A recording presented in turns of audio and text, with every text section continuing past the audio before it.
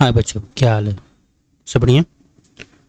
आज हम करने वाले हैं लेक्चर नंबर 3, जिसमें हम पढ़ेंगे eukaryotic cell, cell membrane and cell wall के बारे में। हमारे जो भी नोट्स होंगे, एक तरह से हम कह सकते हैं रिवीजन नोट्स हैं। ये पूरे एनसीईआरटी बेस्ड होंगे, 100% एनसीईआरटी बेस्ड। आप टेंशन ना लें, कोई इन्फॉर्मेशन एक्स्ट्रा नहीं होगा।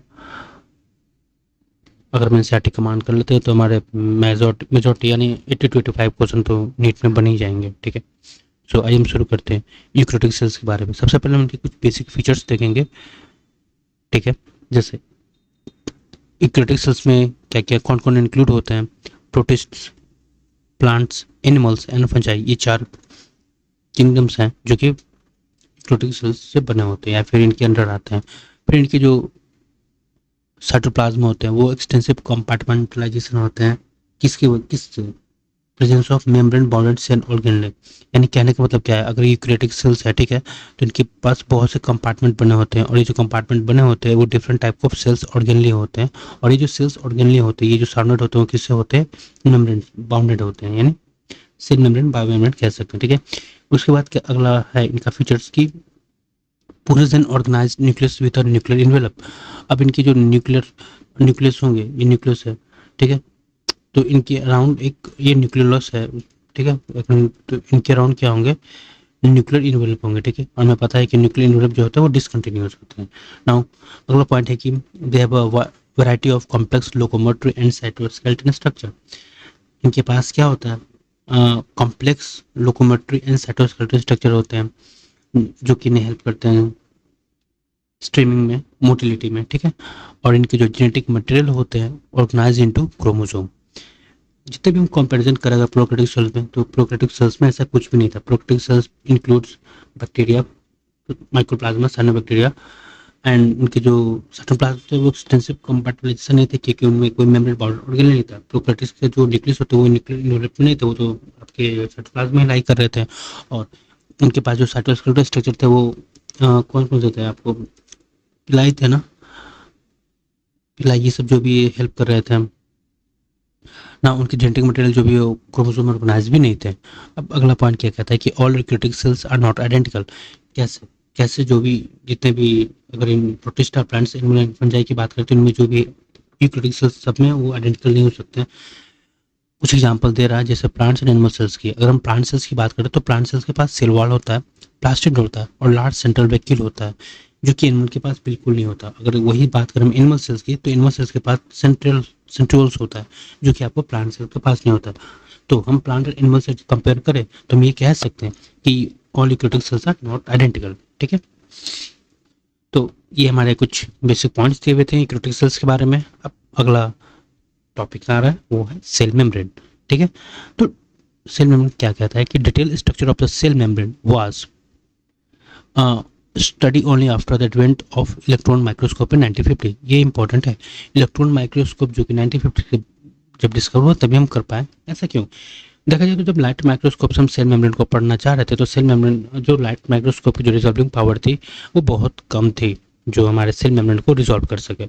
रिजॉल्विंग पावर का मतलब क्या होता है मैं आपको समझाऊं तो जैसे ये 2 लाइनें, ठीक है, अगर हम माइक्रोस्कोप से देखें तो ये इसको कितना रिजॉल्व कर देते हैं, इसको कितना दूर दूर इसको शो कर सकता है।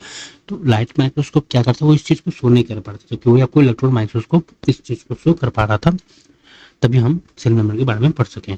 नाउ अब है chemical studies on the cell membrane specially in human red blood cell RBC enable the scientist to deduce the possible structure of the plasma membrane.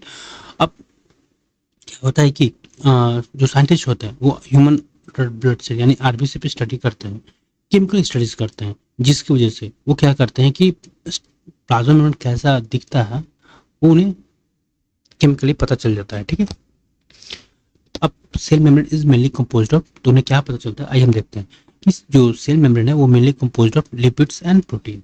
वो दो मेनली 2 चीज से बने होते हैं, और भी चीज होते हैं कार्बोहाइड्रेट्स ये सब होते हैं, बट मेनली देखा जाए तो लिपिड्स एंड प्रोटीन से बने होते हैं। और जो मेजर लिपिड होता है वो कौन सा होता है? फॉस्फोलिपिड, याद करेंगे। और ये अरेंज्ड इन बाइलेयर, ये बाइलेयर में होता है। कहने का मतलब क्या है कि बाइलेयर कैसे, आइए हम देखते हैं। ठीक है, जैसे एक ये फॉस्फोलिपिड है, ठीक है, इसका फैट पोर्शन एक जैसे एक कॉमन पोर्शन देखते हैं हम। ठीक है, तो एक लेयर यहाँ है फॉस्फोलिपिड का, है ना, और एक लेयर यहाँ है, तो हम कह सकते हैं कि फॉस्फोलिपिड अरेंज्ड इन बाइलेयर, ठीक है। वही कह रहा है कि फॉस्फोलिपिड जो है वो arranged in bilayer. Now the lipids are arranged within the membrane with the polar heads toward the outer side and the hydrophobic tails toward the inner part. अब अगर हम फॉस्फोलिपिड की बात करें, जैसे ये एक हम पोर्शन को देख रहे हैं, तो जो इसका जो ग्लोबुलर पार्ट है वो क्या हाइड्रोफिलिक यानी वाटर लविंग, और जो हाइड्रोफिलिक होते हैं वो पोलर होते हैं। और अगर हम इसके टेल्स की बात करें जो कि फैटी एसिड होते हैं वो होते हैं हाइड्रोफोबिक यानी वो नॉन पोलर होते हैं। तो इनका अरेंजमेंट इस तरह होता है कि जो हाइड्रोफोबिक पार्ट होता है यानी टेल वो आपको इनर साइड में होता है, और जो हाइड्रोफिलिक पार्ट पोलर पार्ट होता है वो आपके आउटर साइड को फेस करता है, ठीक है। तो तब क्या कह रहा है, ensure that the non polar tail of saturated hydrocarbon is protected from the aqueous environment. अब जो ये हाइड्रोफोबिक पार्ट है टेल का, जो कि किससे बना होता है, सैचुरेटेड हाइड्रोकार्बन से। हमसे याद रखेंगे एनसीईआरटी में दिया हुआ है सैचुरेटेड हाइड्रोकार्बन। पूछ सकता है कि जो आपका नॉन टेल है वो क्या है। पहली बात तो ये हाइड्रोफोबिक है, और ये कैसे बना होता है, सैचुरेटेड हाइड्रोकार्बन से। सैचुरेटेड हाइड्रोकार्बन कहने का मतलब इनके पास डबल बॉन्ड और ट्रिपल बॉन्ड नहीं होगा, ये सिंगल बॉन्ड से बने होंगे, ठीक है। तो ये इससे प्रोटेक्ट होते हैं। आउटर अगर वाटर है, एक्वस इन्वायरमेंट, एक्वस यानी वाटर इन्वायरमेंट से प्रोटेक्ट होते हैं, क्योंकि बाहर तो आपको पोलर यानी हाइड्रोफिलिक पोर्शन तो इसको अटैच किए हुए और इनर साइड में प्रोटेक्शन में है, ठीक है। अब क्या है कि इस तरह हमने केमिकल स्टडीज में क्या पता चला कि जो सेल मेम्ब्रेन है वो दो मेनली दो चीज से बना होता है, लिपिड्स एंड प्रोटीन। जो लिपिड्स होता है मेजर लिपिड होता है फोस्फोलिपिड जो कि अरेंज होता है बाइलेयर में, ठीक है। और अगर हम लिपिड की बात करें तो उनके दो पोर्शन होते हैं, जो कि हेड हेड क्या होते हैं, पोलर पोलर होते हैं, और वो हाइड्रोफिलिक होते हैं यानी वाटर लविंग होते हैं, और वो आउटर साइड को फेस करते हैं इन्वायरमेंट को।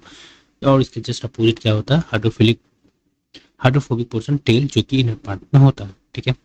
अब biochemical investigation clearly reveal that the cell membrane also possesses protein and carbohydrate।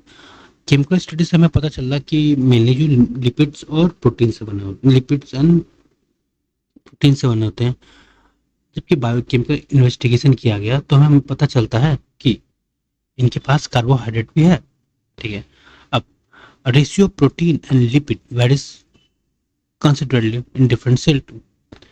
जो प्रोटीन एंड लिपिड्स का जो अमाउंट है वो डिफर करता है सेल टू सेल में। जैसे आरबीसी की बात करें, हम ह्यूमन आरबीसी की बात करें तो 52% क्या है प्रोटीन से बना होता है इनके सेल मेम्ब्रेन, और 40% लिपिड्स होते हैं, ठीक है, किसके आरबीसी की। वही अगर हम बात करें माइलिनेटेड न्यूरॉन्स की तो उनके 20% जो होते हैं वो लिपिड होते हैं, और 80% प्रोटीन होते हैं। जस्ट अपोज मतलब डिफरेंट सेल्स में डिफरेंट सेल मेम्ब्रेन का लिपिड इज टू प्रोटीन का रेशियो डिफर करता है, ठीक है। अब depending upon the ease of extraction, मतलब किस तरह से हम वो जो प्रोटीन है हम निकाल सकते हैं, एक्सट्रैक्ट कर सकते हैं। हम प्रोटीन को दो पार्ट में डिवाइड करते हैं, एक होता है integral protein and the other one is peripheral. Peripheral को हम कह सकते हैं आउटर या फिर एक्सटेंसिव प्रोटीन, ठीक है। तो इंटीग्रल प्रोटीन क्या है, पार्शियली और totally buried in the cell membrane, ठीक है। जैसे ये इंटीग्रल प्रोटीन दिख रहा है, ये आपको पूरा एकदम पूरा होली है, मतलब क्या है टोटली बरीड है। और ये इंटीग्रल प्रोटीन क्या है, ये आपको पार्शियली बरीड है, ठीक है। अब पेरिफेरल प्रोटीन क्या है, lie on the surface of membrane, ये आपको आउटर सरफेस में मिलेगा। जैसे ये दिख रहा है, जैसे अगर हम यहाँ पे बात करें, यहाँ पे प्रोटीन डाल दे तो ये कैसा हो जाएगा, पेरिफेरल प्रोटीन। तो प्रोटीन दो दो होते हैं जो कि ईज ऑफ एक्सट्रैक्शन के बेसिस पे, एक integral protein and the other one is peripheral protein, ठीक है। अब फिर धीरे धीरे इनकी डिस्कवरीज हुई। जैसे हमने जब देखा था स्वान ने इनकी डिस्कवर किए थे ना 1838 में, सेल थ्योरी अगर हम बात करें तो अगर याद होगा एनसीईआरटी का लाइन, तो चलेगा कि सेल मेम्ब्रेन का जो डिस्कवरी किया था उन्होंने किसने किया था, स्वान ने। फिर अब इनके स्ट्रक्चर थे जो मॉडल थे, इंप्रूव मॉडल, और भी मॉडल आए जैसे लेमिनार मॉडल, इसकी बात नहीं करें एनसीईआरटी में दिया हुआ है। और फ्लूइड मोज़ेक मेडल, ठीक है, ये किसने दिया था इन्हें, सिंगर एंड निकोलसन कप 1972 में। एनसीईआरटी का डाटा है तो हम इसे याद रखेंगे। तो improve model of the structure जो cell membrane was propose by किसने, किसके द्वारा, सिंगर एंड निकोलसन कप 1972 में। किसने दिया था, सिंगर एंड निकोलसन ने कप 1972 में। और उसका नाम क्या था, फ्लूइड मोज़ाइक मॉडल। यानी कहने का मतलब ये है कि जो मॉडल जो सेल मेम्ब्रेन है, बायो मेम्ब्रेन, प्लाज्मा मेम्ब्रेन, ये नाम है अलग अलग, ठीक है। वो सॉलिड नहीं है, वो फ्लूइड मोज़ाइक है, वो दो मेनली दो पोर्शन से बने हुए हैं, लिपिड एंड प्रोटीन। और इनकी जो परमेबिलिटी है, इनकी जो मूवमेंट है वो चेंज होते रहते हैं, ठीक है, रिजिड नहीं है। अब क्या बोले, quasi fluid nature of the lipid lipid enable lateral movement of protein with the overall bilayer. अब जो जैसे ये लिपिड है, ठीक है, ये लिपिड है। अब लिपिड का जो नेचर है, कैसा nature, quasi fluid nature. Lipid का कौन सा नेचर है, क्वासी फ्लूइड नेचर। इसके वजह से क्या होता है कि जो प्रोटीन यहाँ पे है वो प्रोटीन का आपका लेटरल मूवमेंट होता है। यानी अब ये प्रोटीन यहाँ पे है, तो अगर इसका डायग्राम बना, क्योंकि लिपिड बाय लेयर है तो हमें तो लिपिड बनाना होगा। ये यहाँ पे आ गया प्रोटीन, ठीक है। तो इस तरह ये मूवमेंट हो रहा है। ये मूवमेंट क्यों हो रहा है, लिपिड की वजह से। लिपिड की कौन सा नेचर, क्वासी फ्लूइड नेचर, ठीक है। इसी वजह से इसका नाम पड़ता है फ्लूइड मोज़ेक लेयर। मोज़ेक मतलब मिक्सचर होता है। Now ability to move within the membrane is measured as its fluidity। अब ये कितना मूवमेंट कर रहा है वो मेजर करता है कि कितना फ्लूइडिटी है इसमें। अगर थोड़ा सा मूवमेंट कर रहा है तो इसकी मेम्ब्रेन की जो फ्लूइडिटी है वो कम है, अगर ज़्यादा कर रहा है तो इसकी फ्लूइडिटी क्या है वो ज़्यादा है, ठीक है। अब इसके कुछ अब मेम्ब्रेन्स के बहुत से फंक्शन भी हैं, जैसे कि the fluid nature of the membrane is also important function, like cell growth में हेल्प करते हैं। सेल ग्रोथ यानी अगर एक्सपेंड करेंगे, जिस तरह की सेल है तो एक्सपेंड करता है तो ये सेल ग्रोथ हुआ, ठीक है। फॉर्मेशन ऑफ इंट्रासेलुलर जंक्शन, जैसे क्या है, ये आपका एक इंडोप्लाज्मिक रेटिकुलम है और इसके अराउंड आपका प्लाज्मा मेम्ब्रेन रहता है जो कि आपको प्लाज्माडेस्माटा का कनेक्शन बनाता है। सो हम कह सकते हैं कि ये इंट्रासेलुलर जंक्शन का फॉर्मेशन करता है। फिर सिक्रीशन, सिक्रीशन का तो ये सिंपल है, जैसे मेम्ब्रेन है, अगर यहाँ पे हम वैक्यूल्स या फिर कोई वेसिकल्स है उसके अंदर कुछ मटेरियल्स है और ये प्लाज्मा मेम्ब्रेन से बना हुआ है, जब ये फ्यूज करता है तो ऐसा है। तो इस तरह ये सिक्रीशन में हेल्प करता है। जब ये फ्यूज करेगा तो ये सिक्रेट हो जाएगा, तो ये सिक्रीशन में हेल्प करा। फिर से इंडोसाइटोसिस, सिमिलर अगर इसका रिवर्स करें, यहाँ कुछ है जैसे इनवेक्यूनेशन, जैसे अब यहाँ पे कुछ मटेरियल्स है, अब यहाँ प्लाज्मा मेम्ब्रेन आया, ठीक है, प्लाज्मा मेम्ब्रेन, और इसको इस तरह घेर रहा है, ठीक है। और फिर वापस अंदर जाके इस तरह का वैक्यूल्स बना लेगा, तो इसे हम इंडोसाइटोसिस कहेंगे। देन हमें पता है सेल डिवीजन में भी हेल्प करता है। सेल डिवीजन में किस तरह, तो ये एक सेल है, जैसे सिंपल यहाँ बता रहा हूँ, एक सिंपल सेल है, यहाँ पे इन्वेस्टिगेट कर रहा है इनर साइड, तो इस तरह इन्वेस्टिगेट क्या कर रहा है, इन्वेस्टिगेट कर रहा है इसका सेल मेम्ब्रेन, जो कि आगे जाके ज्वाइन करेगा और ये दो पोर्शन में ब्रेक कर जाएंगे, तो सेल डिवीजन में भी हेल्प कर रहा है। तो देखा जाए तो according to NCERT, sorry, plasma membrane के 5 फंक्शन सेल ग्रोथ में, formation of intracellular junction, secretion, endocytosis and cell division. इसका जो मोस्ट इंपॉर्टेंट फंक्शन है वो क्या है, transport of the molecule across it. सबसे मोस्ट इंपॉर्टेंट फंक्शन कौन सा है, transport of molecule across it. अब जैसे ये देखते हैं हम ट्रांसपोर्ट के बारे में, ठीक है, तो इसको हम थोड़ा इरेज करते हैं।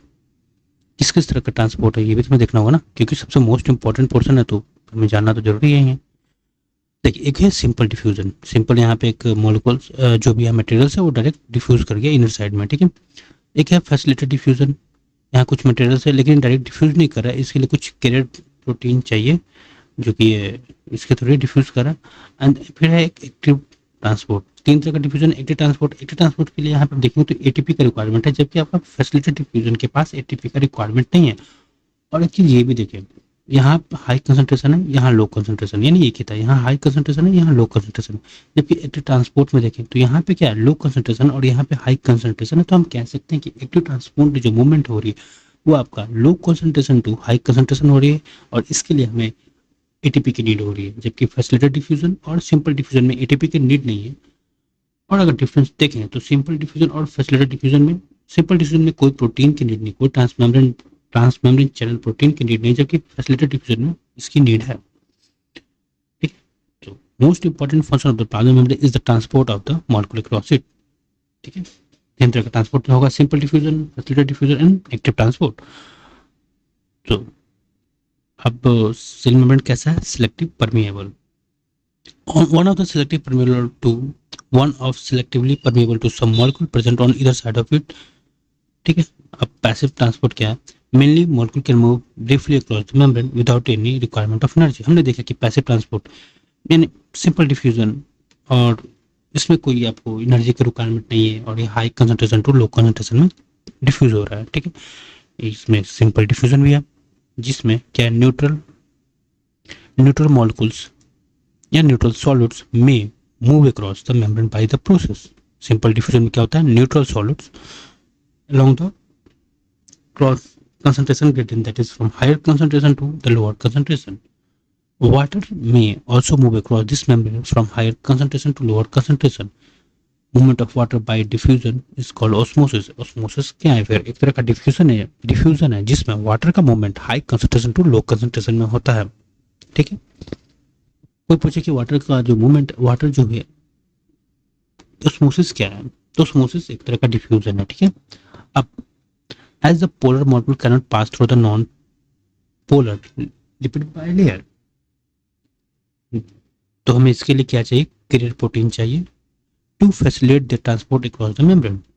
मतलब एक तो फैसिलिटेट हम कह सकते थे कि इन्फोर्समेंट करने के लिए, क्योंकि हमारा जो सेल मेम्ब्रेन है वो कैसा, लिपिड कैसा, वो नॉन पोलर है, ठीक है। और अगर हमारा मॉलिक्यूल्स है जो सॉलिड्स है वो पोलर है, तो इनको ट्रांसपोर्ट करने के लिए हमें क्या चाहिए, कैरियर प्रोटीन, जो कि हेल्प करेगा, इन्हें फैसिलिटेट करेगा, यानी हेल्प करेगा, ये कह सकते हैं। अब फैसिलिटी डिवीजन में हमने देखा फैसिलिटी ट्रांसपोर्ट क्या होगा, एक तरह का पैसिव ट्रांसपोर्ट, यानी क्योंकि इसमें एनर्जी का रिक्वायरमेंट तो है नहीं। वहीं अगर हम एक्टिव ट्रांसपोर्ट की बात करें तो इनमें कुछ फ्यू आयंस और molecule are transported cross the membrane against their concentration gradient, that is from lower concentration to higher concentration. हमने भी एक एग्जांपल देखा था यहाँ पे, ठीक है, कि किस तरह एक्टिव ट्रांसपोर्ट में हमें lower concentration to higher concentration में मूवमेंट हो रही है, ठीक है। इसका एग्जाम्पल क्या है, और इसमें एनर्जी की यूटिलाइजेशन होगी, और इसका एग्जाम्पल है सोडियम पोटेशियम पंप। जब हम न्यूरॉन कंट्रोल एंड कोऑर्डिनेशन पढ़ेंगे तो इसका यूज वहां पे देखेंगे, किस तरह सोडियम पोटेशियम पंप पे हेल्प करता है, सोडियम और पोटेशियम की हेल्प से, जिससे वजह से हमारा जो एक्साइटेबिलिटी बढ़ती है और किस तरह से हमारा मेम्ब्रेन चार्ज होता है, ठीक है ना। वो हम अब देख रहे हैं सेल वॉल, ठीक है। सेल वॉल क्या है, नॉन लिविंग रिजिड स्ट्रक्चर, क्या है, non living rigid structure forms an outer covering of the plasma membrane of fungi and plant. Plant and fungi में सेल वॉल होता है, जबकि प्लांट एनिमल में नहीं होता, ठीक है। अब क्या क्या फंक्शन है, give shape to the cell. अब जैसे ये प्लाज्मा मेम्ब्रेन तो भाई क्या है, ये तो फ्लूइड नेचर का, ये तो एक्सपेंड कॉन्ट्रैक्ट करता रहता है, तो कोई पर्टिकुलर शेप डिसाइड कर नहीं सकता। तो जो सेल वॉल होता है, ठीक है, वैसे सेल वॉल ये आपको एक पर्टिकुलर शेप डिसाइड करता है सेल का, और क्या करता है, protect the cell from mechanical damage and infection. और जो सेल होता है उसको आपको मैकेनिकल डैमेज से प्रिवेंट करता है और इन्फेक्शन से भी। और क्या करता है, also help in cell to cell interaction, cell to cell interaction में भी हेल्प करता है। क्योंकि अगर देखें तो यहाँ पे क्या है, दो सेल ले लेते हैं, एक सिलवाल ले लेते हैं। अब यहाँ पे सिलवाल के बीच में एक प्लाज्मोडेस्माटा कनेक्शन बन जाए, तो एक तरह से क्या है, एक तरह का सेल टू सेल इंटरेक्शन में भी हेल्प कर रहा है। Now provide barrier to undesirable macromolecules, और जो भी अनडिजायरेबल मैक्रोमोलेक्यूल्स होगा उनके लिए बैरियर की तरह काम करेगा। अभी सिल्वर रिजिड है, ठीक है, तो ऐसा तो नहीं कि कोई भी चीज में आके इंटर कर जाएगा, ठीक है। तो इस तरह अब सिल्वर हम दो को देखेंगे अकॉर्डिंग टू एनसीईआरटी, एक algae and young plant cell के। तो एल्गी का जो सेल वॉल है वो किससे मेडअप होता है, cellulose, galactans, mannans and minerals like calcium carbonate. हम याद रखेंगे, इंपॉर्टेंट है।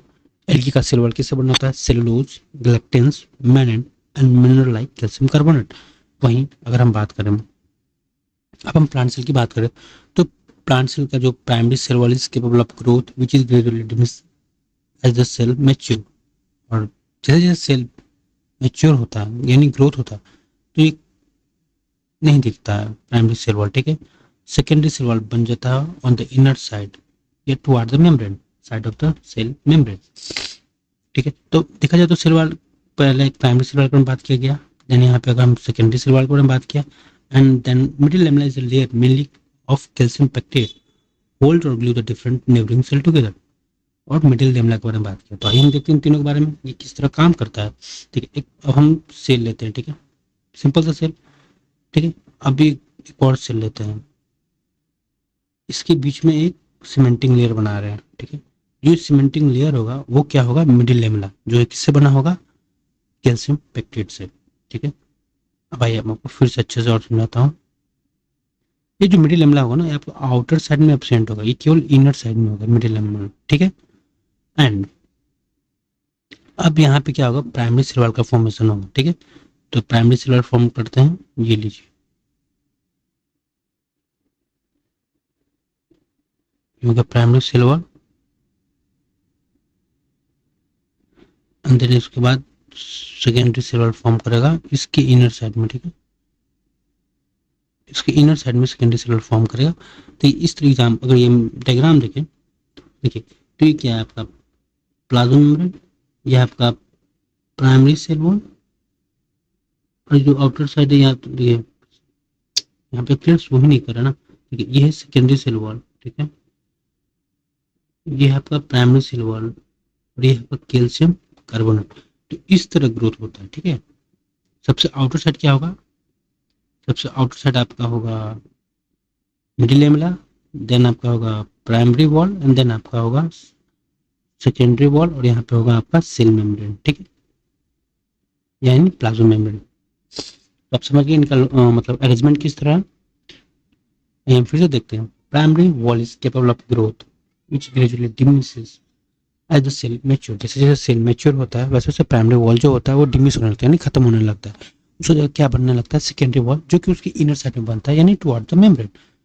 टुवर्ड द मेम्ब्रेन ये सेल मेम्ब्रेन है, ये प्राइमरी सेल वाला है।